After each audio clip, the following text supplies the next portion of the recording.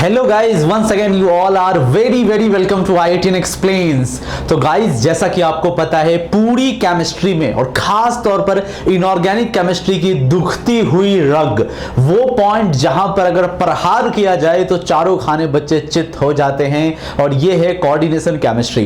Coordination chemistry बहुत ही ज्यादा bandwidth रखता है। मतलब अगर हम बात करें बेसिक कॉन्सेप्ट्स की, नेमिंग की, डिफरेंट थियरीज की, आइसोमेरिज्म की, एप्लीकेशंस की, स्टेबिलिटीज की, तो ये अपने आप में बहुत ही मल्टी डायमेंशनल हो जाता है। मतलब कई टॉपिक्स इसके साथ रिलेट करते हैं। तो गाइज, अगर आपको बहुत बढ़िया से इस चैप्टर का आइडिया नहीं होगा तो नेगेटिव कर जाओगे। और मैंने काफी लंबे टाइम से रिक्वेस्ट देखी है कि सर कोऑर्डिनेशन केमिस्ट्री पे कुछ लाओ। तो गाइज, आज का ये lecture JEE mains, advance, NEET, olympiad, KVPY boards, इन सबको एक साथ दिमाग में रखते हुए डिजाइन किया गया है। और ट्रस्ट मी, आपको बहुत ज्यादा मजा आने जाएगा, क्योंकि इस पूरे चैप्टर के डिफरेंट कॉन्सेप्ट्स को हम थ्रू प्रॉब्लम्स डील करेंगे और मचाने के मूड में सॉल्व करेंगे। तो गाइस, पूरी एनर्जी, जोश, जुनून, रिदम के साथ जुड़ जाइए इस क्लास में। आज मैं और आप एक साथ सेम फ्रीक्वेंसी में मचाने वाले हैं। तो स्टार्ट करते हैं, let's start.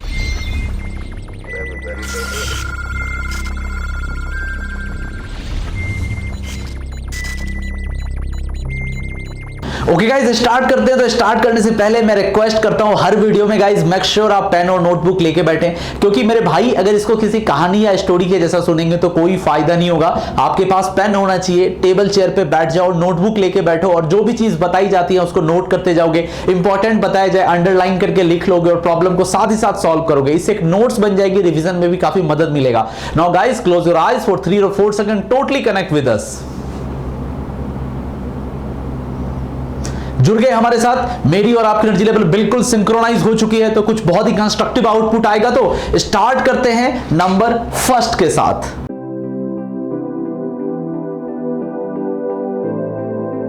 Okay guys, start करते हैं तो कोऑर्डिनेशन केमिस्ट्री के पहले सवाल की तरफ। और ये देख के ही ना एकदम झक्कास सा सवाल, जिसको बोलते हैं ना झक्कास सा लग रहा है। जी हाँ, अनिल कपूर बोलता है ना झक्कास, वैसा सवाल है। देखो, अब बोलोगे बेसिक है, बट इसमें ट्विस्ट है। एक आपको कॉम्प्लेक्स दिया गया है, लिख दिया है कि ये ब्लू कलर का कॉम्प्लेक्स होता है, जिसका एवरेज ऑक्सीडेशन नंबर आयरन का जो इस कॉम्प्लेक्स में वो A है, और ऑक्सीडेशन नंबर जो सेंट्रल आयरन एटम है उसका B है, और जो काउंटर आयन है उसका C है। तो बताओ ABC क्या होगा। तो गाइज, मैं इसको बनाने से पहले एक बार फॉर्मूला लिख देता हूं बड़े बड़े अक्षर में, Fe4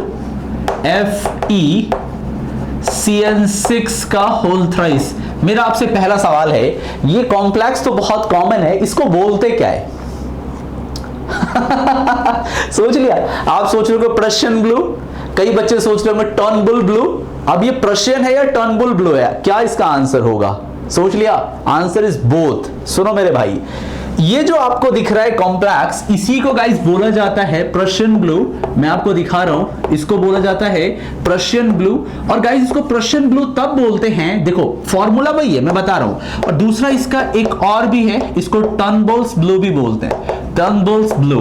अब सवाल पैदा होता है कि दोनों का फॉर्मूला एक ही है। आंसर है यस, फॉर्मूला दोनों का एक ही है, लेकिन प्रिपरेशन अलग अलग है। क्या मतलब है इसका? देखो, प्रशियन ब्लू में क्या होता है गाइस कि हम क्या लेते हैं आपको पता है? हम यहां पर लेते हैं गाइस फेरिक सॉल्ट, Fe3+ का सॉल्ट लेते हैं। जैसे कि मान लो FeCl3 लिया, ठीक है, और इसका रिएक्शन हम कराते हैं किसके साथ? देखो, फेरोसाइनाइड के साथ। मतलब हम इसका रिएक्शन कराएंगे K4 FeCN6 के साथ। मतलब गाइस, यहां पे सेम चीज है, बट फर्क इतना है कि यहां पे फेरिक सॉल्ट है, और ये जो ले रहे हैं ना गाइस, ये यहां पे आयरन +2 का है। तो इससे अगर कॉम्प्लेक्स बनाते हैं तो हम इसको बोलते हैं प्रशियन ब्लू। मैं बस इंफॉर्मेशन के लिए समझा रहा हूं, इंफॉर्मेशन के लिए समझा रहा हूं, ताकि कोई डाउट ना रहे। भाई, सवाल बनाने में क्या 30 सेकंड में बना के निकल जाऊंगा, तो इससे थोड़ी ना होगा। अरे समझना भी तो है चीजें कैसे होती है।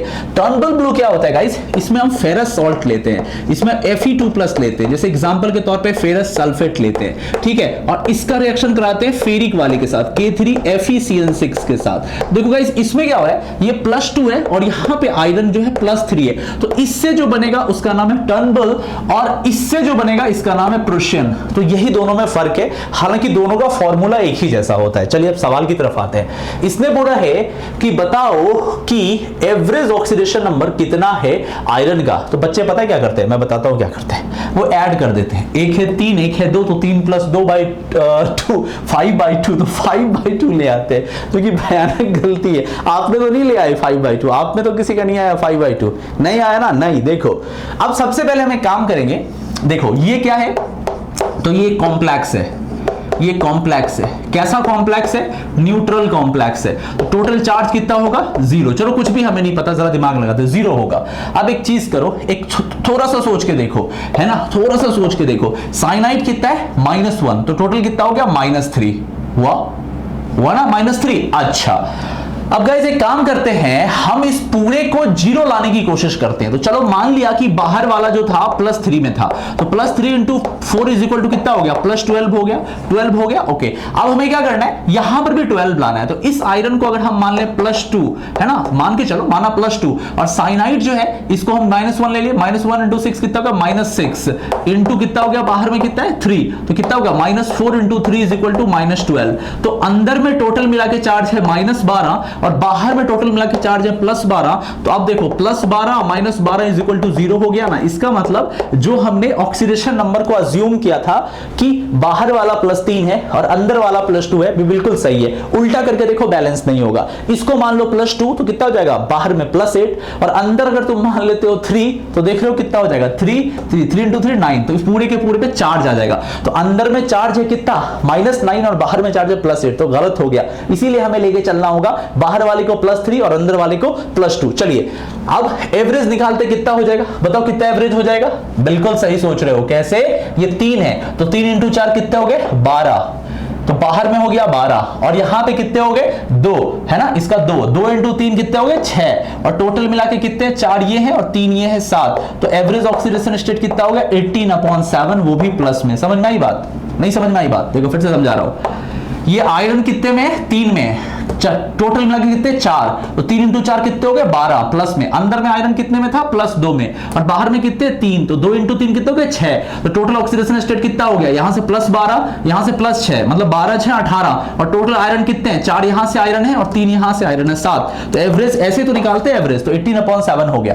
तो ए जो हमारा आया, ए आया एवरेज, वो आया +18/7। अच्छा, अब बात कर लेते हैं बी पे। बी क्या था? बी था oxidation number of central iron atom is base. तो सेंट्रल कितना था? +2 था, ठीक है। और सी जो हमारा था क्या था? काउंटर आयन सी था। तो सी हमारे पास कितना आ गया मेरे भाई? सी आ गया +3। अब चलिए इसको देख लेते हैं। तो ए हो गया 18/7, 2 3, तो ऐसा कोई ऑप्शन है क्या? 18/7 +2 एंड +3। ध्यान से करना, बहुत कुछ डिपेंड करता है। अगर आप ऐसा ना करते तो मैंने देखा है कई बच्चे एवरेज निकालने में गलती कर देते और इसका आंसर ए आ जाता है, जो कि बिल्कुल ही गलत है। इसका करेक्ट आंसर क्या होगा? सी इज द करेक्ट आंसर। ध्यान से देख ले, किसी तरह की प्रॉब्लम नहीं। मैंने आपको क्या क्या बता दिया? मैंने बता दिया प्रुशियन ब्लू क्या होता है, मैंने आपको बता दिया टर्नबुल्स ब्लू क्या होता है, मैंने आपको बता दिया कैसे बनता है, मैंने आपको बता दिया ऑक्सीडेशन नंबर क्या है, एवरेज क्या है, काउंटर आयन, ये सारी चीजें मैंने आपको बता दी। तो ये जो सवाल था गाइस, एक बहुत ही कॉम्प्लेक्स के बेसिक टर्मिनोलॉजीज को चेक करने वाला सवाल था। आई होप बहुत बढ़िया से सही हुआ होगा। और ऐसी ऐसी चीजें तो मैं पढ़ाता ही रहता हूं, प्लस पे लाइव पढ़ाता हूं, ऐसी बहुत तरह की चीजें ब्रेनांजा कोर्स में 12th 11th में बहुत चीजें होती है। मूव करते हैं नेक्स्ट क्वेश्चन की तरफ। ओके गाइस, नेक्स्ट क्वेश्चन की तरफ मूव करते हैं। ये बहुत ही बढ़िया सा सवाल है और अगर आप बहुत ध्यान से पढ़ेंगे तो आपको पता चलेगा थोड़ा बेसिक और मॉडरेट लेवल को मिला के बनाया गया है। ऐसा नहीं है कि बिल्कुल ही बनेगा नहीं, खिसकेगा ही नहीं। सवाल है, अगर आप बहुत आराम से सोचेंगे हो जाएगा। एक कॉम्प्लेक्स दिया गया है, which among the following statements are true for the complex CuNH36 CrCN6। Okay guys, great. इसके बारे में 5 स्टेटमेंट है। इट इज नॉन इलेक्ट्रोलाइट, ठीक है। Magnitude of the charge on each complex ion is 3, ठीक है। The complex will not conduct current in aqueous solution, okay.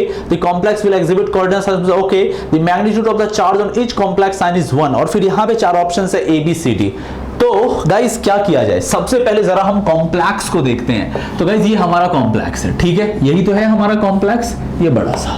Okay guys, पहले ये बताओ, ये कॉम्प्लेक्स अपने आप में क्या है? मॉलिक्यूल है, कोई आयन तो है नहीं, ये मॉलिक्यूल है। अब मॉलिक्यूल है तो ओवरऑल चार्ज क्या होगा? कंजर्व होगा, मतलब मॉलिक्यूल्स ओवरऑल कैसा होगा? न्यूट्रल होगा। अब जरा सोचो, अब अगर तुम बहुत ध्यान से देखोगे तो अमोनिया जो है ये एक न्यूट्रल लिगेंड है, और अगर साइनाइड को देखोगे तो तुम्हारा जो साइनाइड है ये क्या है, यस ये एक मोनोडेंटेट लिगेंड है। तो साइनाइड पे जो नेगेटिव चार्ज आया है, तो अगर तुम चेक करोगे तो अगर मैं इस पूरे इसको मैं दो पार्ट में बांट दूं, थोड़ी देर के लिए मैं बताऊं, इसको मैं दो पार्ट में आपको ब्रेक कर देता हूं, तो क्या हो जाएगा CONH3 का 6, अच्छा, और दूसरा पार्ट आपके पास क्या आएगा CrCN6। अब चलो चार्ज देखते कितना हो सकता है। देखो साइनाइड पे 6 माइनस है और क्रोमियम मेनली +3 में पाया जाता है, मेनली चलो चेक करके देखते हैं। तो क्या चार्ज हो सकता है इस पूरे स्फीयर के ऊपर हो गया, अगर मान लो ये +3 और ये -6, तो इसके ऊपर टोटल मिला के -3 का चार्ज आया। यहां देखो कोबाल्ट, और इसमें हम सेम उसी तरीके से करते हैं। अगर इस पे -3 है, इसका मतलब इस पे चार्ज क्या रहा होगा, +3 चार्ज रहा होगा। हम ऐसे चेक कर सकते हैं। तुम बोलोगे नहीं सर मेरी मर्जी, मैं क्रोमियम +2 में ले लूं, तो क्रोमियम +2 में फिर 6 साइनाइड तो आएगा ना, बेसिक सा नॉलेज है। अगर तुम कुछ और लेके देखते, अगर तुम इसको क्रोमियम को +2 ले लेते तो इस पे -4 आ जाता और ये कोबाल्ट +4 में आ जाता। तो कोबाल्ट +4 भी बढ़िया नहीं है और Cr+2 भी बढ़िया नहीं है, तो फिर से प्रॉब्लम हो जाती। तो सबसे बेस्ट सुटेबल केस में अगर हम इसको चार्ज सेपरेट करके देखें तो कोबाल्ट +3 और यहां से Cr+3, this is the best case. दोनों +3 ऑक्सीडेशन में है और स्फीयर के ऊपर चार्ज +3 है, इसके स्फीयर के ऊपर चार्ज -3 है। यहां तक तो क्लियर हो गया, ठीक है गाइस, वेल डन, ग्रेट। अब जरा पहले को पढ़ते हैं। It is non electrolyte, it is non electrolyte, नहीं ये गलत बात है, इट इज नॉन इलेक्ट्रोलाइट। तो अगर हम इसको बोलेंगे तो ये एक्चुअली इलेक्ट्रोलाइट है, क्योंकि ये आयंस में टूट जा रहा है, इट ब्रेक्स इनटू आयंस। तो गाइस ये एक इलेक्ट्रोलाइट है, दिस इज अ इलेक्ट्रोलाइट, ठीक है। अगर हम इसको नॉन इलेक्ट्रोलाइट बोलेंगे तो गलत बोलेंगे, नॉन इलेक्ट्रोलाइट हम इसको नहीं। नॉन इलेक्ट्रोलाइट का क्या मतलब है, जैसे कि मान लो NiCO4 है, जैसे कि मान लो NiCO4 आपके पास है, तो ये एक नॉन इलेक्ट्रोलाइट है। जैसे कि मान लीजिए आपके पास Fe2CO9 है, तो ये आपके पास एक नॉन इलेक्ट्रोलाइट है। तो इस तरह को नॉन इलेक्ट्रोलाइट बोलते हैं। तो यहां ऐसा नहीं है, ये आयन में टूट जा रहा है, तो इसने बोला इट इज नॉन इलेक्ट्रोलाइट, जो कि गलत है। आगे आ जाओ। The magnitude of the charge on each complex ion is 3। बताइए, हाँ मैग्नीट्यूड कितना है, इस पे +3 और इस पे -3 है, मैग्नीट्यूड ले लेंगे तो कितना आएगा, 3 मैग्नीट्यूड आएगा। तो जी हाँ गाइस, ये बिल्कुल सही बोला गया है। आगे आइए। The complex will not conduct current electricity in aqueous solution. नहीं, अभी मैंने आपको बोला ये इलेक्ट्रोलाइट है, तो जैसे ही ये पानी के अंदर जाएगा, एक्वस सॉल्यूशन में जाएगा, आयन में टूट जाएगा। और जब कभी भी आयंस आएंगे तो क्या होंगे गाइस, यस आयंस आने पर ऑटोमेटिकली क्या होगी, कंडक्टिविटी शो होगी, ऑटोमेटिकली आयनिक कंडक्टिविटी शो होगी, और इसके वजह से ये क्या हो जाएंगे, जी हाँ ये कंडक्टर हो जाएंगे, ये कंडक्ट करेंगे, इससे करंट इलेक्ट्रिसिटी का कंडक्शन पॉसिबल हो पाएगा। तो इसने बोला complex will not conduct current electricity, this is wrong. आगे आओ। The complex will exhibit cord, okay एक बहुत बढ़िया वर्ड है, कोऑर्डिनेशन आइसोमेरिज्म। अब गाइस ये क्या है, इसको जरा समझने की कोशिश करो। कोऑर्डिनेशन आइसोमेरिज्म क्या होता है? तो गाइस जैसा कि तुम देख पा रहे हो, हमारा कॉम्प्लेक्स है CO, ध्यान से देखना, NH3 का 6, ठीक, और हमारे पास क्या है CrCN6, ठीक है। अब इसका क्या मतलब है समझना। अगर मैं इसको ब्रेक करके देखूं तो अभी मैंने आपको दिखाया CONH3 था, इसके ऊपर चार्ज था +3, इसके ऊपर चार्ज आया CrCN6 और इस पे चार्ज आया -3। अब गाइस ये क्या बोलता है, जहां पर हम इन स्फीयर्स के बीच के लिगेंड को इंटरचेंज कर दे, मतलब अगर मैं इसको ऐसे लिखता हूं COCN6 और लिखता हूं 3- और इसको लिखता हूं Cr और NH3 का 6 और इस पे लिखता हूं +3। तो गाइज ये जो आपको दिख रहा है ना, इसी को बोला जाता है व्हाट, यस कोऑर्डिनेशन आइसोमेरिज्म। देखो सब कुछ एक जैसा है, अभी भी ये चार्ज न्यूट्रल है, अभी भी सब कुछ एक जैसा है, यहां पर भी कोबाल्ट +3 में है, यहां पर भी क्रोमियम +3 में है, पर चीजें थोड़ी सी बदल गई हैं। क्या बदल गई है, इसका ये अमोनिया के साथ कनेक्टेड था लिगेंड में, और यहां साइनाइड एज ए लिगेंड काम कर रहा है, यहां साइनाइड एज ए लिगेंड था और यहां पर अमोनिया एज ए लिगेंड काम कर रहा है। तो गाइज इसी चीज को बोला जाता है कोऑर्डिनेशन आइसोमेरिज्म। लिख लीजिए इसको कॉपी में, इसी को बोला जाता है coordination isomerism. I hope guys 100% student को समझ में आ गया होगा। तो guys the complex will exhibit coordination isomerism, सही बात है।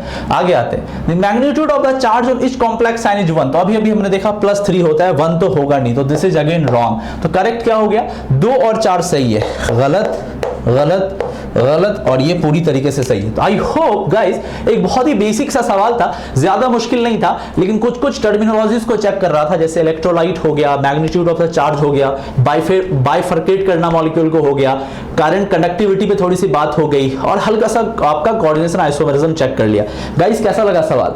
गाइस आप लोगों से एक मेरी रिक्वेस्ट है कि आप लोग जब वीडियो देखते हो तो कमेंट में ना लिख दिया करो कि कौन सा सवाल, कौन सा मोमेंट अच्छा लग रहा है। तो हम क्या होता है, जब हम कमेंट को पढ़ते हैं, देखते हैं, तो हमें भी खुशी होती है कि बच्चों को चीजें समझ में आ रही हैं और हम उसको और बेहतर वे में नेक्स्ट लेक्चर में लेके आते हैं। तो गाइस अगर वो जो मोमेंट भी पसंद आए, जैसे किसी में कोऑर्डिनेशन आइसोमेरिज्म समझ में आया अच्छा, किसी में किसके रंग का कॉन्सेप्ट समझ में आया, कहीं पे आइसोमर्स और ऑप्टिकल एक्टिविटी समझ में आई या स्टेबिलिटी समझ में, जो भी पसंद आए आप उसको कमेंट कर दिया कीजिए। ठीक है गाइस, मूव करते हैं नेक्स्ट क्वेश्चन की तरफ। ओके गाइस, नेक्स्ट क्वेश्चन की तरफ मूव करते हैं। सबसे पहली बात मैं आपको बता दूं, इस सवाल को देख के 1 मिलीमीटर, 1 माइक्रोमीटर नहीं, कुछ ज्यादा ही हो गया और पीछे आते हैं, 1 नैनोमीटर भी डरने की जरूरत नहीं है, 10⁻⁹ मीटर भी नहीं डरना आपको। पहले समझो है क्या, एक कॉम्प्लेक्स है। जी हाँ, और क्या है, एक कॉम्प्लेक्स है। बोला गया है कि ये कैसा आइसोमेरिज्म शो करेगा। बहुत तरह के आइसोमेरिज्म इसमें दिखे हुए हैं, लिंकेज, ज्योमेट्रिकल, ऑप्टिकल, आयोनाइजेशन, बहुत कुछ आपको नजर आ रहा है। आपको क्या करना है, सबसे पहले इस कॉम्प्लेक्स को लिख के थोड़ा सा कंसीडर कीजिए, इसको जरा सोचिए ना, आप थोड़ा सा जरा सोचिए। CO है और NH3 4 है, ठीक है, और यहां पे क्या है, NO2 है और ट्वाइस है, ठीक है, यही आपके पास है, और बाहर में काउंटर आयन Cl लगा हुआ है, ठीक है। सबसे पहली चीज आप ये बताइए कि यहां पे इसका कोऑर्डिनेशन नंबर कितना है। देखो 4 और 2 6 है, इसका मतलब CN6 है। पहली चीज ये पता चली, CN6 है, इसका मतलब क्या, ये ऑक्टाहीड्रल कॉम्प्लेक्स बना रहा है। जनरली ये ऑक्टाहीड्रल कॉम्प्लेक्स बनाता हुआ नजर आ रहा है, पहली चीज। अच्छा, अब हम बात करते हैं, जरा लिगेंड की तरफ देखते हैं। तो अमोनिया को देखते हैं, ये एक न्यूट्रल लिगेंड है, नॉर्मल न्यूट्रल लिगेंड। हाँ, NO2 के साथ थोड़ा सा लोचा है। अब जैसे कि आप जानते हो NO2 हो गया है ना, NO2 माइनस, जैसे कि आप जानते हो SCN माइनस हो गया। इस तरह के जो लिगेंड्स होते हैं, इसको क्या बोला जाता है, एम्बीडेंटेंट लिगेंड बोला जाता है। इनको बोला जाता है एम्बीडेंटेंट लिगेंड। अब एम्बीडेंटेंट लिगेंड का मतलब होता है जिनकी बाइंडिंग कैपेबिलिटी अलग अलग एटम पे डिपेंड करती है। मतलब गाइस ये भी हो सकता है कि आपका नाइट्रो एन साइड से बाइंड करे, ये भी हो सकता है कि नाइट्रो में से ये जो NO2 ग्रुप है नाइट्राइट्रो, इसके O साइड से बाइंडिंग हो, तो बाइंडिंग दोनों साइड से हो सकती है। जब ये N साइड से इलेक्ट्रॉन डोनेट कर रहा होता है सेंट्रल एटम को, तो गाइस हम उस टाइम बोलते हैं इसको नाइट्राइटो N। उसी तरीके से जब ये O साइड से डोनेट कर रहा होता है तो हम इसको बोलते हैं नाइट्राइटो O। उसी तरीके से थायोसाइनेटो N, थायोसाइनेटो S होता है। तो ये एक एम्बीडेंटेंट लिगेंड है। अब बोलोगे सर जी एम्बीडेंटेंट क्यों बता रहे हो? देखो गाइस, जैसे ही एम्बीडेंटेंट आ गया, इसका मतलब क्या हो गया? जी हाँ, इसका ऑटोमेटिकली मतलब हो गया कि ये लिंकेज आइसोमेरिज्म दिखा सकता है। ये क्या दिखा सकता है? लिंकेज आइसोमेरिज्म दिखाने की कैपेसिटी रखता है। लिंकेज आइसोमेरिज्म कैसे होगा वो भी मैं आपको दिखाता हूं। देखो, अगर इसी का मैं लिंकेज बनाऊं तो क्या मैं ऐसे बना सकता हूं, CONH3, हाँ, इसका रख लिया 4, ओके, और इस NO2 को समझना, इस NO2 को क्या मैं ऐसे लिख सकता हूं, ONO का होल ट्वाइस, और बाहर में मैं लिख दे रहा हूं Cl। हाँ या ना बताइएगा। हमने क्या किया, इस नाइट्राइटो N को नाइट्राइटो O में कन्वर्ट कर दिया, बिकॉज NO2 जो है ये कैसा लिगेंड था, एम्बीडेंटेंट लिगेंड था, तो लिंकेज आइसोमेरिज्म शो हो गया। तो हम इसको क्या बोलेंगे, लिंकेज आइसोमर, हम इसको बोलेंगे लिंकेज आइसोमर्स। तो पहली चीज हो गई, ये लिंकेज आइसोमेरिज्म शो कर रहा है। ओके, आगे देखते हैं, आगे क्या है, क्या ये आयोनाइजेशन आइसोमेरिज्म शो करेगा? आंसर है यस, ये आयोनाइजेशन भी शो कर सकता है। दिखाता हूं कैसे। फिर से इसी कॉम्प्लेक्स को लिखते हैं। देखो, लिखोगे तो सीखोगे, जितना कम लिखोगे उतना प्रॉब्लम है, लिखना आपको है। अब गाइस यहां पे Cl आया, अगर गाइस मान लो कि मैं इसका क्या बनाता हूं, मैं इसका आयोनाइजेशन बनाता हूं, तो मैं एक काम करता हूं, एक NO2 को बाहर निकाल देता हूं, एक Cl को अंदर ले आता हूं। मतलब इंटरनल ये जो कोऑर्डिनेशन स्फीयर है और जो काउंटर है, इनके बीच में एक्सचेंज करना है। तो गाइस ये कुछ ऐसा हो जाएगा, कैसा, CONH3 का 4, हाँ, और यहां पे रख देते हैं NO2, और एक Cl को ले आया अंदर और एक NO2 को ले गए हम कहां, बाहर की तरफ। स्टिल सब कुछ सेम है, कुछ नहीं बदला। हमने क्या किया, इस क्लोराइडो को अंदर ले गए और एक NO2 को बाहर ले गए। अमोनिया को नहीं ले जा सकते, ये न्यूट्रल है, हमें चार्ज के बदले चार्ज तो देना होगा। तो गाइज यहां पे हम क्या देख रहे हैं, NO2 बाहर गया, Cl अंदर आया। तो यहां पर क्या हो रहा है, स्फीयर के बीच में आयन अदला बदली हो रही है, मतलब एक बाहर से अंदर और अंदर से बाहर आ रहा है। इसमें क्या हो रहा है, जी हां, इस तरह का आयोनाइजेशन जो देखने को मिल रहा है इसको बोलते हैं आयोनाइजेशन आइसोमेरिज्म। इसको बोला जाता है आयोनाइजेशन आइसोमेरिज्म। क्लियर? अब आएगा मजा। अब इसमें ज्योमेट्रिकल एंड ऑप्टिकल को कैसे डिसाइड किया जाए सर, तो देखो इसके लिए मैं आपको आंसर देता हूं। सबसे पहले आप जो ये कॉम्प्लेक्स देख रहे हो किस टाइप पे बेस्ड है, पहले ये बताओ इसका टाइप क्या है। अगर मैं इसको मान लेता हूं सेंट्रल मेटल M, इसको मान लेता हूं लिगेंड A, तो MA4B2, चार्ज ले लो।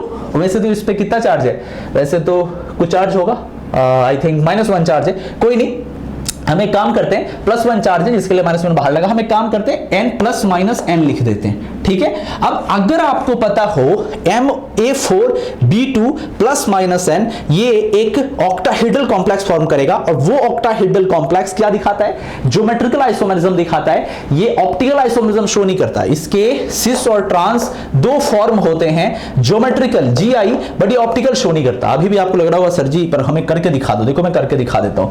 ये रहा CO, ये रहा CO, 4 NH3 NO2 है, ठीक है। समझने की कोशिश करना, बस समझदारी पे तो सबको टिका हुआ है और कुछ नहीं है। यहां पे ले लेते NO2, यहां पे ले लेते NO2, यहां पे ले लेते NH3, यहां पे ले लेते NH3, यहां से हमने ले लिया क्या, NH3, यहां से ले लिया NH3। ये जो आपका कॉम्प्लेक्स है, ये जो आपको दिख रहा है कौन सा फॉर्म है, सिस फॉर्म है, और आपको दिख रही है POS, plane of symmetry available है, POS है। POS होने की वजह से GI तो ये शो कर गया, सिस तो ये बना लिया, पर POS की वजह से ये क्या हो गया, optically inactive. This is optically inactive, तो ये OI शो नहीं करेगा। अच्छा अब जरा देख लो इसका ट्रांस, तो ट्रांस कैसा हो जाएगा, ऐसा NH3 NH3 NH3 NH3 NO2 NO2, ये फॉर्म कैसा है, ट्रांसफॉर्म। अगेन POS अवेलेबल है, again plane of symmetry available है, तो ये क्या हो गया, ऑप्टिकली इनएक्टिव। ये हो गया ऑप्टिकली इनएक्टिव।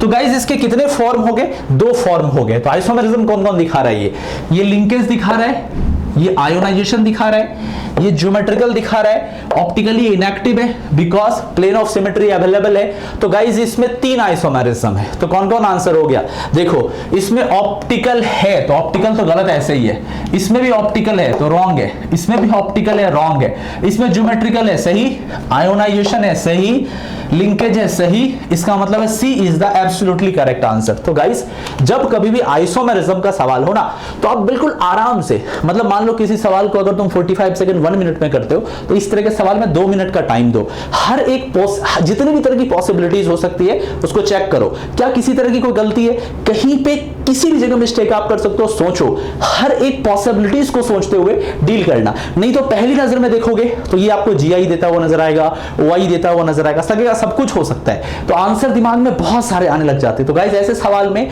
आपको मतलब क्या बोला जाए, एक्स्ट्रा केयरफुल रहने की जरूरत है, जरूरत से ज्यादा ही सतर्क रहने की जरूरत है। आई होप आपको बहुत बढ़िया से मैं समझा पाया, इसका सिस ट्रांसफॉर्म, ऑप्टिकल इनएक्टिविटी, POS का फॉर्म, आयोनाइजेशन, लिंकेज सब समझा पाया। अब गाइस मूव करते हैं अगले सवाल की तरफ, और अब और भी ज्यादा मजा आएगा। Move to next. Okay guys move करते हैं नेक्स्ट क्वेश्चन की तरफ। बहुत ही बढ़िया सवाल है, अगर तुम बहुत ध्यान से देखोगे तो CO बॉन्ड डिस्टेंस पूछा गया है, VCO6 और VCO6 माइनस में पाइकोमीटर में बताओ रिस्पेक्टिवली कितना होगा। अब कई बच्चे सोच रहे होंगे सर हमें क्या पता, हमने थोड़ी ना याद किया है जो हम बता पाएंगे। नहीं, याद करने वाली चीज नहीं है गाइस, आपको थोड़ा सा सोचना है और लॉजिक लगा के ही आप आंसर बता दोगे। किसी का कम होगा, किसी का ज्यादा हो सकता है, या ज्यादा कम हो सकता है, या इक्वल हो सकता है, ये तो 3-4 चीजें होती है, 2-3 चीजें उसी पे तो बेस्ड है। सबसे पहले आपको इस सवाल को करते साथ दिमाग में क्या नजर आ रहा है, जरा सोचो क्या दिख रहा है आपको, सिनर्जिक बॉन्डिंग। गाइस अगर आपको सिनर्जिक बॉन्डिंग नहीं आती है तो आप एक काम करें, chemical bonding for JEE advance लिख दीजिए आप YouTube के ऊपर, या आप मेरे प्लेलिस्ट में जाके चेक कर लीजिए, मैंने एक एडवांस के लिए केमिकल बॉन्डिंग की वीडियो बनाई है, उसमें मैंने सिनर्जिक को डिटेल किया है, तो आपको वहां से इसकी थ्योरी भी मिल जाएगी। फिर भी मैं आपको उतना बताता हूं जिससे आप कैसा भी सवाल बना पाएंगे। सेम ऐसा ही सवाल last year olympiad, chemistry olympiad में पूछा गया था। तो गाइस एक बहुत ही बढ़िया सवाल है, हालांकि ज्यादा दिक्कत नहीं है, दो कॉम्प्लेक्स है। आप सबसे पहले ध्यान से देखें, एक आपके पास नॉर्मल सा VCO6 है ना, VCO6 है। अगर हम चेक करें यहां पर वेनेडियम के ऊपर तो किसी भी तरह का चार्ज नहीं है, नो चार्ज, यहां पर किसी भी तरह का चार्ज नहीं है, न्यूट्रल आपको नॉर्मल नजर आ रहा है, नो चार्ज नजर आ रहा है। ऑक्सीडेशन नंबर यहां पे 0। अगर हम इसमें बात करते हैं गाइस VCO6 में, तो हमें कुछ बहुत ही चौंकाने वाली चीज नजर आ रही है। यहां पर हम देख रहे हैं गाइस, मतलब मतलब नेगेटिव चार्ज है, मतलब 2 इलेक्ट्रॉन्स है, मतलब यहां पर ओवरऑल मेटल के ऊपर नेगेटिव चार्ज है। तो अगर हम मेटल की बात करें तो यहां पे जो वेनेडियम नजर आ रहा है ये इलेक्ट्रॉन रिच है। क्या है ये? इलेक्ट्रॉन रिच है, या हम ऐसे समझे it's very prone to donate, it's very ready to donate, ये बहुत रेडी है डोनेट करने के लिए। अब आपको लग रहा होगा कैसा डोनेशन सर जी? तो देखो, अगर गाइस मान लो यहां पर मेटल है और अगर मान लो यहां पे C ट्रिपल बॉन्ड O है, ठीक है, ठीक है। अच्छा, अब समझने की जरा कोशिश करो, मान के चलो मैंने 2 इलेक्ट्रॉन इस जगह पे दे दिया, लेट्स से, थोड़ी देर समझो। और अगर यहां पर हम बात करते हैं गाइस, ये क्या है इसका? यस, ये इसका पाई स्टार है, पाई ABMO है, ये इसका एंटी बॉन्डिंग मॉलिक्यूलर ऑर्बिटल है। तो क्या हो सकता है? पॉसिबिलिटीज ये है कि ये इसमें डोनेट करे, यहां से यहां तक डोनेट। अब जैसे जैसे अगर ये नेगेटिव चार्ज है, हालांकि मेटल पे नेगेटिव चार्ज बहुत कम दिखता है, लेकिन अगर इस पे नेगेटिव चार्ज आया और अगर ये डोनेट करता है इसके ABMO में, तो ये वाला बॉन्ड स्विच होकर आगे की तरफ नहीं जाता है क्या? अगर ये नेगेटिव चार्ज इसके अगर ये नेगेटिव चार्ज इसके ABMO के साथ ओवरलैप करता है, तो जैसे जैसे ये डोनेशन आगे होगा वैसे वैसे ये बॉन्ड खींचेगा। मतलब हम ऐसे बोले, जैसे जैसे इसके बीच में बॉन्डिंग होगी, जैसे जैसे इसके बीच में बॉन्डिंग होगी, वैसे वैसे इसका बॉन्ड स्ट्रेच करेगा, स्ट्रेच्ड होगा, खींचेगा। मतलब जितना जबरदस्त मेटल कार्बन बैक डोनेशन होगा, CO का बॉन्ड लेंथ उतना ज्यादा खुलेगा, जितना ज्यादा ये डोनेशन होगा ये उतना ज्यादा इलोंगेट होगा, उतना ज्यादा खुलेगा। फिर से देखो, जैसे जैसे ये डोनेशन होगा ये खुलेगा खुलेगा खुलेगा। अगर ये खुलेगा तो बॉन्ड लेंथ लंबी होगी। तो बॉन्ड लेंथ लंबी कब होगी? जब मेटल पे चार्ज डेंसिटी हो। तो इस बात को अगर आप चाहें तो लिख सकते हैं, बहुत बढ़िया से लिख सकते हैं कि charge density on metal is directly proportional to bond length of CO bond। मतलब गाइस जितना जबरदस्त डेंसिटी होगी, डोनेशन होगी, उतना लंबा बॉन्ड होगा। तो अब आप चेक कर लो किसमें बॉन्ड की लंबाई ज्यादा होगी। जी हाँ, ये वाला लॉन्गर होगा, इसमें CO की बॉन्ड लंबाई ज्यादा होगी और ये शॉर्टर होगा, ये शॉर्टर होगा। अब अगर मान लो इसी में कोई डाल देता कि बताओ VCO6 प्लस होता तो हम क्या बोलते?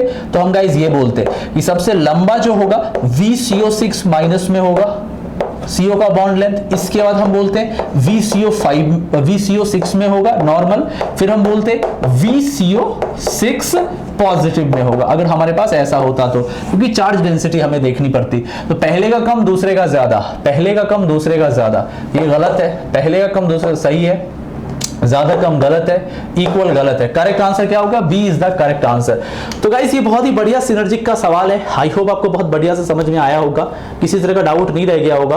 तो गाइस इसको बहुत बढ़िया से नोट कर लीजिए। और सिनर्जिक से रिलेटेड अगर आपको कोई भी सवाल जानना है तो आप सिनर्जिक बॉन्डिंग यूट्यूब पे सर्च कर लीजिए, मेरा नाम लिख दीजिए सिनर्जिक बॉन्डिंग MK सर या सिनर्जिक बॉन्डिंग IITian एक्सप्लेन्स। तो JEE एडवांस की केमिकल बॉन्डिंग की वीडियो आ जाएगी जहां पे सिनर्जिक मैंने डिटेल में पढ़ाया है। और इसके और भी सवाल मैं आज के लेक्चर में लेने जा रहा हूं, डोंट वरी। तो एकदम बेसिक सा सवाल था, मैंने थोड़ा सा समझाने की कोशिश की ताकि अगला वाला आपको ज्यादा बढ़िया से समझ में आए। तो गाइस अब मूव करते हैं नेक्स्ट क्वेश्चन की तरफ। ओके गाइस, नेक्स्ट क्वेश्चन की तरफ मूव करते हैं। बहुत ध्यान से देखो क्या बोला गया है, a dichloride of an unknown metal M। कोई मेटल है, कोई आइडिया नहीं कौन सा है, बट उसका डाइक्लोराइड है। ये एक डार्क रेड कलर का प्रेसिपिटेट देता है डाइमिथाइल ग्लाइऑक्सिम के साथ, ठीक है। This complex is very stable in nature. Okay, ये तो इंफॉर्मेशन दी गई है। Total number of rings formed in this complex would be, बताओ। सबसे पहली चीज गाइस, अगर आपने बहुत ध्यान से देखा होगा तो लास्ट 4 ईयर के अंदर JEE एडवांस में निकल वाला ये क्वेश्चन आपको नजर आएगा 16-17 में। बहुत ही बढ़िया सा इनऑर्गेनिक का सवाल है, एडवांस में भी रहता है, नीट मेंस इन सब में भी बहुत इंपॉर्टेंट है। तो गाइस सबसे पहले आपको समझना होगा हुआ क्या है। तो एक अननोन मेटल M है, उसका डाइक्लोराइड है। तो सबसे पहले आप एक बात बताओ, आपने डाइमिथाइल ग्लाइऑक्सिम कोई एक मेटल और डार्क रेड प्रेसिपिटेट का कोई रिलेशन सुना है? कहां सुना है? यस, एकदम सही सुन रहे हो, निकल क्लोराइड में सुना है, Na2+ में सुना है। Na2+ के जो सॉल्ट होते हैं, Na2+ के सॉल्ट, ये गाइस जब डाइमिथाइल ग्लाइऑक्सिम से रिएक्ट करते हैं ना गाइस, तो ये कॉम्प्लेक्स का फॉर्मेशन करते हैं NiDMG2। और गाइस यही जो कॉम्प्लेक्स है, इसका प्रेसिपिटेट आता है कैसा? रेड प्रेसिपिटेट आता है। ठीक है गाइस, अब हम जरा बात कर लेते हैं इसमें होता क्या है। तो मैं अगर तुम्हें दिखाऊं तो ये तुम्हारा Na2+ है और ये मेरे भाई रिएक्ट करेगा 2DMG से, मैं स्ट्रक्चर बना दूंगा, और ये गाइस फॉर्म करता है NiDMG का होल ट्वाइस। हम बात करते हैं इस पे, ये जो है गाइस इसी का आता है आपके पास क्या? रेड प्रेसिपिटेट आता है, रेड PPT आता है। ओके, वेल डन, सही है। अब गाइस हम समझ, बहुत सारी चीजें इससे रिलेटेड हो सकती है, इससे रिलेटेड बहुत सारी चीजें हो सकती है, जैसे इसका हाइब्रिडाइजेशन है, DsP2 है, इसके मैग्नेटिक मोमेंट पे, नेचर पे, बहुत पे कमेंट किया जा सकता है, बट वो हमारा टॉपिक है नहीं। हमारा टॉपिक है रिंग। तो देखो गाइस, हम सबसे पहले फॉर्म करते हैं, मेटल लेते हैं, ये रहा हमारा Na2+, ये रहा हमारा Na2+। ओके, अब देखो गाइस, यहां से आपके पास है नाइट्रोजन, यहां से आपके पास नाइट्रोजन, यहां से है डबल बॉन्ड C, और ये यहां से कनेक्टेड है गाइस, इस जगह से CH3, इस जगह से आपके पास है CH3। ओके, समझने की कोशिश करना, समझदारी पे ही सब कुछ टिकी हुई है। N डबल बॉन्ड C यहां से कनेक्टेड है, डाइमिथाइल है ना, तो यहां से डाइमिथाइल हो गया। ओके गाइस, अब देखो, इस जगह से आपके पास O और H है, और इस जगह से आपके पास O- है।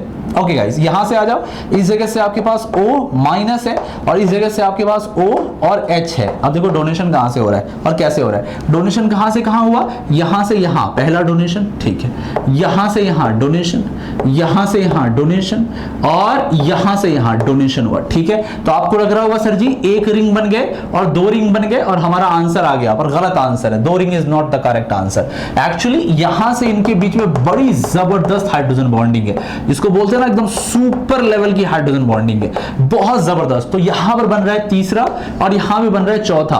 तो गाइस इसके अंदर टोटल मिला के ना 4 रिंग बन रहे हैं। इससे मैं आपको एक छोटा सा काम दे देता हूं, अब आराम से घर पे बैठ के इस कॉम्प्लेक्स के बारे में जो भी पॉसिबल क्वेश्चंस हो सकते हैं उसको बना लेना। लाइक इसका रंग कैसे आ रहा है, इसका हाइब्रिडेशन क्या है, इसकी ज्योमेट्री क्या है, इसका शेप क्या होता है, इसका मैग्नेटिक मोमेंट क्या है, स्ट्रॉन्ग फील्ड है, वीक फील्ड है, VBT लगा के सब कुछ इसके बारे में आप एक बार देख लेना। ये मैंने होमवर्क आपको दे दिया। तो गाइस ये बहुत ही क्लासिकल सवाल है और ये खास तौर पे Ni2+ के आप जब क्वालिटेटिव एनालिसिस पढ़ते हैं, जब आप क्वालिटेटिव एनालिसिस पढ़ते हैं, क्वालिटेटिव एनालिसिस के अंदर जब आप Na2+ लेते हैं, आपने पढ़ा होगा, लैब में भी किया होगा, निकल क्लोराइड जब आप लेते हैं, निकल क्लोराइड को जब आप DMG के साथ डालते हैं तो आपको कैसा मिलता है? जी हाँ, एकदम रेड। एक्चुअली रेड से बढ़िया होगा ब्राइट रेड नहीं, डार्क रेड, ब्राइट डार्क लिख दो, डार्क रेड बोल दो, PPT बनता है, डिपेंड करता है टेम्परेचर के ऊपर। लाल रंग का PPT आता है। तो टोटल मिला के कितने बन गए? जी हाँ, टोटल मिला के 4 बन गए।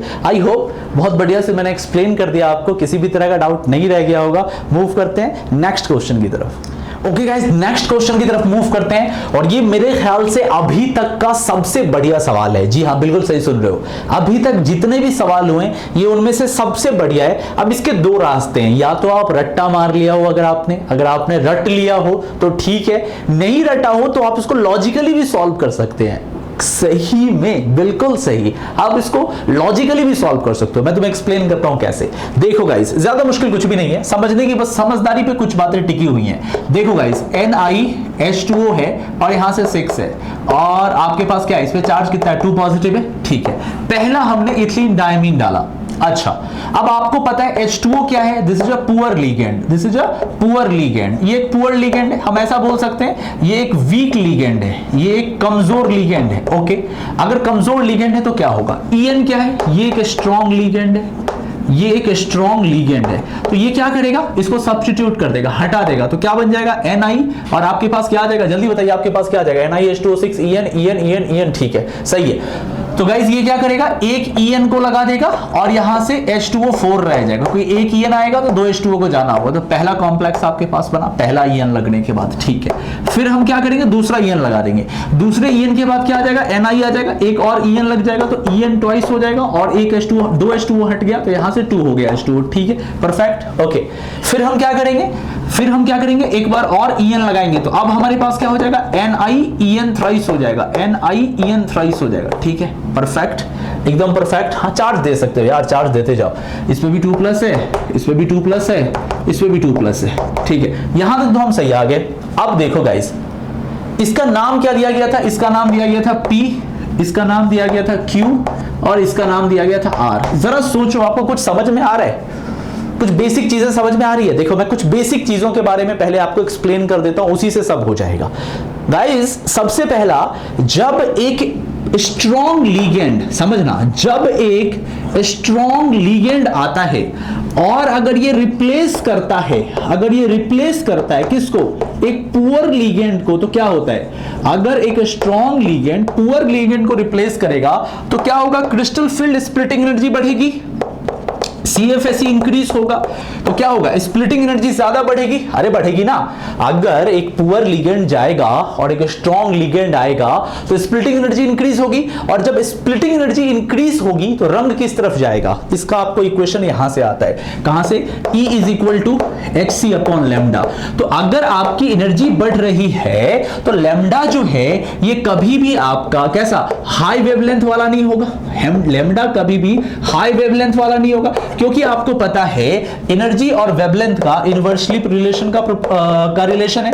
तो अगर मैं एनर्जी को ज्यादा रखना चाहता हूं तो वेवलेंथ हमें कैसा रखना होगा? लो रखना होगा। इसका मतलब है कि लैम्डा आपका कैसा? रेड नहीं हो सकता, लैम्डा आपका येलो नहीं हो सकता, लैम्डा आपका यहां पे ऑरेंज नहीं हो सकता, लैम्डा आपका यहां पर ग्रीन नहीं हो सकता। ये कोई कैसा होगा? कम वेवलेंथ वाला होगा। तो हम रेड को डिस्कार्ड कर देंगे, ग्रीन को डिस्कार्ड कर देंगे, येलो को डिस्कार्ड कर देंगे और ब्लूइश पर्पल को टिक लगा देंगे। तो ये तो गाइस बिल्कुल जिसको बोलते हैं ना बेसिक लेवल पे बात हमने की एनर्जी पैटर्न के हिसाब से। और तो गाइस रंग क्या आ गया? देखो इन्होंने खुद बोल रखा है P is pale blue. P जो है आपके पास ये हल्का ब्लू है, P is pale blue. Okay अच्छा, Q के बारे में इन्होंने क्या दिया है? देखिए Q का रंग अभी अभी आया, मैंने कैसा बताया? रेड नहीं होगा, येलो नहीं होगा, ग्रीन नहीं होगा, तो ब्लूइश पर्पल। तो Q हमारे पास है bluish purple, Q is bluish purple. अच्छा R में आ जाओ, R का रंग इन्होंने खुद बता दिया है, देख लो क्या बताया? R is violet, R is violet. अब आपको गाइस पता है क्या करते हैं? बच्चों को इंस्टीट्यूट में याद करवा दिया जाता है ये वाला टेबल। बच्चों को क्या करते हैं ना, ये वाला टेबल याद करवा देते हैं। यहां पे लिख लो Ni, हाँ, और यहां पे लिख लो En, यहां पे लिख लो En, और यहां पे लिख लो कलर। फिर क्या करते हैं? रेशियो इनका करवा देते हैं, इनका रेशियो करवा देते हैं। Ni अगर 1 हो, En अगर 1 हो तो क्या होगा? Ni अगर 1 हो, En 2 हो तो क्या होगा? और अगर Ni 1 हो और En 3 हो तो क्या होगा? अब Ni 1 और En 1 तो पेल ब्लू कर दो, इसको कर दो पेल ब्लू, हल्का सा ब्लू कलर आ जाएगा। अगर 1 और 2 होगा तो इसका रंग ब्लूइश पर्पल आ जाएगा, ब्लूइश पर्पल आ जाएगा। और 1 और अगर 3 हो तो इसका रंग अभी बताया वायलेट आ जाएगा, वायलेट आ जाएगा। तो गाइस आप देख रहे हो, तो इसको याद कर सकते हो, लेकिन हर बार तो आपका ये ट्रिक तो काम नहीं करेगा ना कि हर किसी का हम याद कर लें। तो लॉजिक के साथ सोचना है कि अगर कोई स्ट्रॉन्ग लिगेंड आ रहा है और किसी पुअर लिगेंड को हटा रहा है तो स्प्लिटिंग एनर्जी इंक्रीज हो रही है। अब E इज इक्वल टू क्या होता है? H न्यू मतलब hc/λ। तो अगर एनर्जी बढ़ रही है और लैम्डा के साथ अगर इनवर्सली रिलेशन का अगर रिलेशन है, इनवर्सली प्रोपोर्शनल का, इसका क्या मतलब है? लैम्डा जो होगा वो लो वेवलेंथ वाली कोई चीज हुई होगी, है ना? बात समझ में आ रहा है? बात समझ में आ रही है ना? जी हाँ। तो ये कभी भी नीचे वाला नहीं हो सकता, रेड येलो है ना, ग्रीन ऑरेंज ऐसे नहीं हो सकते। ये ऐसा हो सकता है ब्लूइश पर्पल टाइप का हो सकता है। तो ब्लूइश पर्पल आप ऑप्शन से निकाल सकते हो, नहीं तो अगर आपने रट्टा मार लिया है तब तो फिर आपका जय जयकार है, फिर तो आपका जय महाकाल है। क्या करना है फिर? मचा दोगे। फिर मूव करते हैं नेक्स्ट क्वेश्चन की तरफ। ओके गाइस, नेक्स्ट क्वेश्चन की तरफ मूव करते हैं। बहुत ही बढ़िया सवाल है, which of the following is a perfect complex with respect to Na2S solution. मैंने ये सवाल जब कभी भी दिया है, चाहे मैं ऑफलाइन पढ़ा रहा हूं या ऑनलाइन पढ़ा रहा हूं, बच्चे सबसे पहले कंफ्यूज हो जाते हैं, सर जी परफेक्ट कॉम्प्लेक्स क्या? ठीक ठाक का तो कॉम्प्लेक्स है। तो देखो गाइस, सबसे पहले आपको समझना होगा परफेक्ट क्या होता है। जी हाँ, परफेक्ट क्या होता है? मुझे तो आज तक कोई परफेक्ट नहीं दिखा, अगर हम आयरन मैन को छोड़ दे तो मेरे हिसाब से रॉबर्ट डॉनी जूनियर ही एक ऐसा एवेंजर है जो परफेक्ट है अभी तक, राइट नाउ। एंडिंग भी बहुत बढ़िया हुई है, तो चलिए ये तो बस ऐसे ही बोल दिया। परफेक्ट कॉम्प्लेक्स बताओ Na2S के रेस्पेक्ट में किसका होगा? तो गाइस सबसे पहले हम बात करेंगे परफेक्ट है क्या? देखो, परफेक्शन का मतलब हमारे कॉम्प्लेक्स में कोऑर्डिनेशन में कुछ ऐसा हो गया, जैसे मान लो कोई भी कॉम्प्लेक्स ले लो ना, तो K3FeCN6 तुमने ले लिया K3FeCN6। अच्छा, हम इसके साथ जो भी कार्रवाई करनी चाहे कर लेंगे, जो कुछ भी करेंगे, जैसे कि मान लो हमने इसको पानी में डाल दिया तो ये क्या होगा, 3K+ में चला जाएगा, और मेरे भाई साथ में ये क्या बनाएगा, FeCN6 बनाएगा, और इसके ऊपर क्या चार्ज आएगा, कुछ चार्ज आएगा ना, हाँ 3- का चार्ज आएगा। ये आ गया K3FeCN6, हमने देख लिया, हमें ये ऐसा होता हुआ नजर आ रहा है। अब गाइस अगर मैं बोलूं कि मैं इसके साथ कुछ भी ऐसा कर दूं जिससे मैं साइनाइड निकाल लूं, नहीं, इससे आयरन बाहर निकाल लूं, नहीं, मतलब गाइस एक्चुअली ये एक बहुत ही परफेक्ट कॉम्प्लेक्स है जिसको हम पानी में डाल रहे हैं तो ये अलग टूट गया, ये अलग टूट गया, इसके बाद आप भूल जाइए कि कुछ होगा। अब इसने बोला Na2S सॉल्यूशन के रिस्पेक्ट में बताओ, तो चलिए मैं देख लेते, Na2S डाल के देख लेते कुछ होता है क्या। तो गाइस अगर हम K3, समझना, बड़ा प्यारा सा कॉम्प्लेक्स का सवाल है, कोऑर्डिनेशन का सवाल है, K3CuCN4 है, CN4, और इसमें मेरे भाई हमने डाल दिया सोडियम सल्फाइड का सॉल्यूशन, क्या होगा, क्या होगा, कुछ नहीं। आगे आते हैं, अगला कॉम्प्लेक्स लेते हैं K2CD और CN4 लिया, K2CD CN4 लिया, ठीक है, दोनों बिल्कुल एक जैसा लग रहा है, K3CuCN4 K2CD CN4, इसमें डाल दिया Na2S, क्या होगा, कुछ नहीं, अरे नहीं, CDS का येलो PPT आ जाएगा। यहां से क्या हो रहा है, कैडमियम सल्फाइड का येलो प्रेसिपिटेट आ गया। अब अगर तुम यहां से कैडमियम निकाल पा रहे हो, अगर तुमने यहां से कैडमियम को आइसोलेट कर दिया, तो ये आइसोलेशन क्या इसके कॉम्प्लेक्स कंपाउंड के होने के नाम पे धब्बा नहीं है? जी हां, मतलब ये एक परफेक्ट कॉम्प्लेक्स नहीं बोला जाएगा।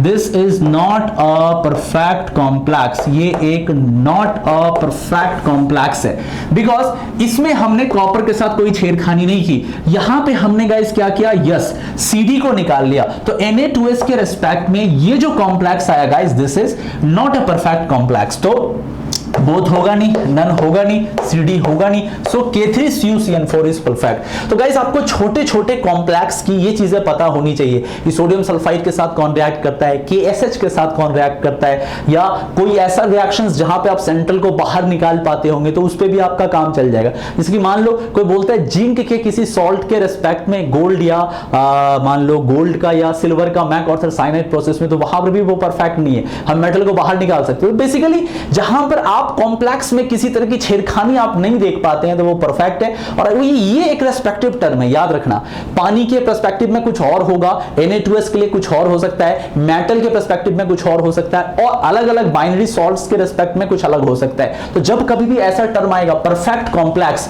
तो ये वर्ड आपको जरूर दिखेगा, विथ रिस्पेक्ट टू, किसी ना किसी के रिस्पेक्ट में। तो आपको जिस चीज के रिस्पेक्ट में पूछा गया परफेक्ट, उससे रिएक्शन करा के देख लेना कि अगर रिएक्शन नहीं हुआ, कुछ भी चेंज नहीं आया, तो वो परफेक्ट है। अगर किसी तरह का चेंज आ गया, मान लो स्फीयर के अंदर का मेटल बाहर सॉल्ट बना के आ गया, या मेटल कुछ और कर गया, या मेटल ही अलग हो गया, तो हम उसको परफेक्ट नहीं बोलेंगे। आई होप आपको बहुत बढ़िया से समझ में आ गया होगा। मूव करते हैं नेक्स्ट क्वेश्चन की तरफ। ओके गाइस, नेक्स्ट क्वेश्चन की तरफ मूव करते हैं। अगर आप बहुत ध्यान से देखेंगे तो यहां पर एक छोटा सा टर्म यूज किया गया है CO के बॉन्ड ऑर्डर का, ना कि बॉन्ड लेंथ का, ठीक है।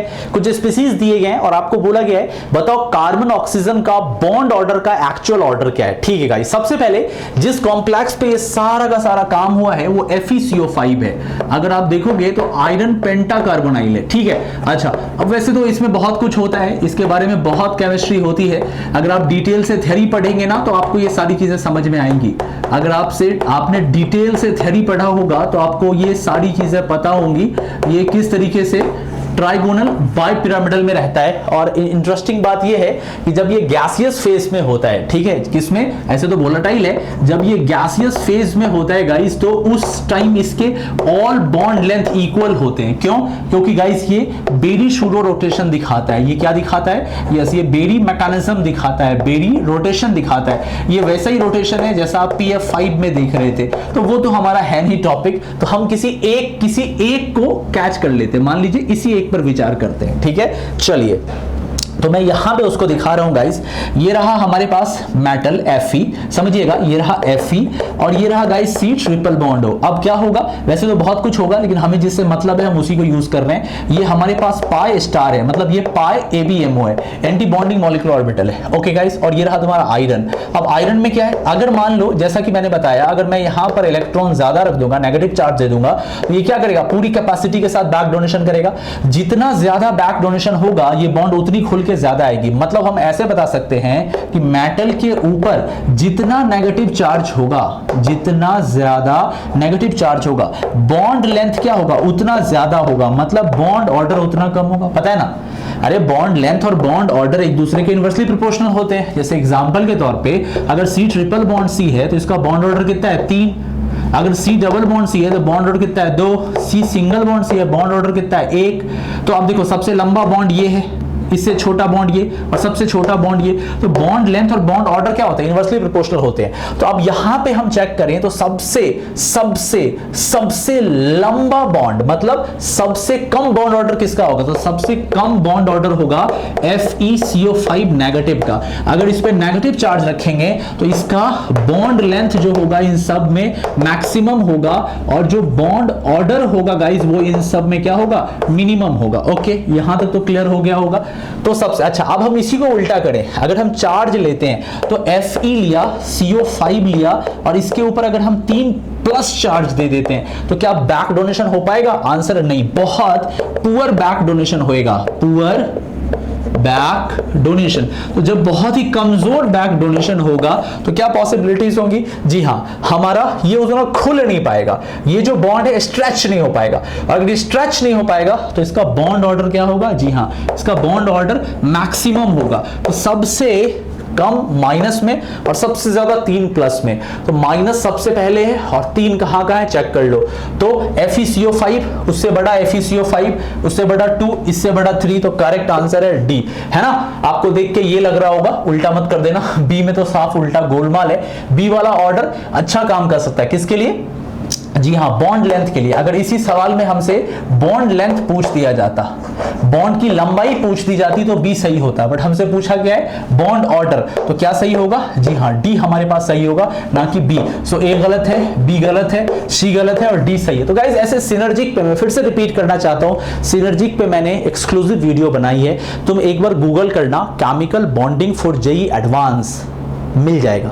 ना मिले तो सर्च के आगे लिख देना IITN एक्सप्लेन्स या MK सर, तो भी मिल जाएगा। वहां पे मैंने ये सारी चीजें बताई हैं गाइस। समझ में आ रहा है तो गाइस, अगर एफर्ट अच्छा लग रहा है तो कमेंट करके जरूर बताना कि कैसा लग रहा है, ठीक है, कोई प्रॉब्लम नहीं। मूव करते हैं नेक्स्ट क्वेश्चन की तरफ। ओके गाइस, नेक्स्ट क्वेश्चन की तरफ मूव करते हैं। बहुत ध्यान से देखिए क्या बोला गया है, the number of geometrical isomers possible for the complex CO cobalt Al2Cl2। L क्या है, एक लिगेंड है, और आप देख रहे हैं कैसा लिगेंड है, बिल्कुल अनसिमेट्रिकल लिगेंड है, unsymmetrical bidentate ligand, NH2CH2CH2I। Okay guys, आपसे पूछा गया है ज्योमेट्रिकल आइसोमर्स क्या होगा। आपको शायद सोचने में लगे बड़ा मुश्किल सा सवाल है, बट कुछ भी नहीं है, बस 2 मिनट इंतजार करें। गाइस, क्या मैं इस लिगेंड को AB लिख सकता हूं, AB, बताइए हाँ या ना। बिल्कुल।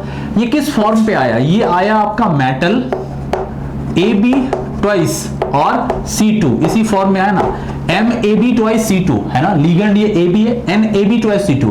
अब अगर आपको पता है, अगर आपने डिटेल में थ्योरी पढ़ी होगी तो इन सबका लंबा लिस्ट है, कोड वर्ड है, आप उसके हिसाब से 1 सेकंड में आंसर दे सकते हो कि अगर MAB2C2 होता है तो इसका आंसर 5 आता है।